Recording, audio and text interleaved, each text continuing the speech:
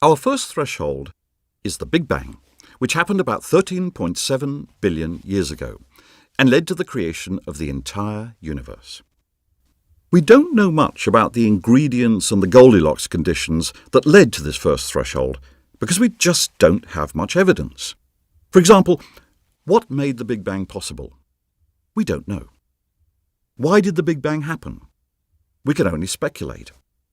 Was there even space and time before the Big Bang? We don't know that either. What we do know is that the Big Bang provided the raw materials for everything around us today. After the Big Bang, there was space, which was rapidly expanding, and there was time. There was also matter and energy. At first, the universe was so hot that you couldn't tell the difference between matter and energy. But within the first billionth of a second after the Big Bang, matter and energy separated.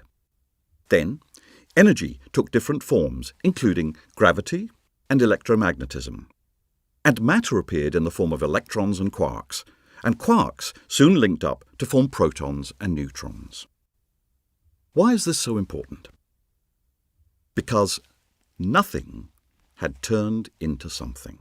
And that something contained everything needed to build an interesting universe, one that could eventually include you and me. Now let's take a closer look at how our universe began to build more complex things.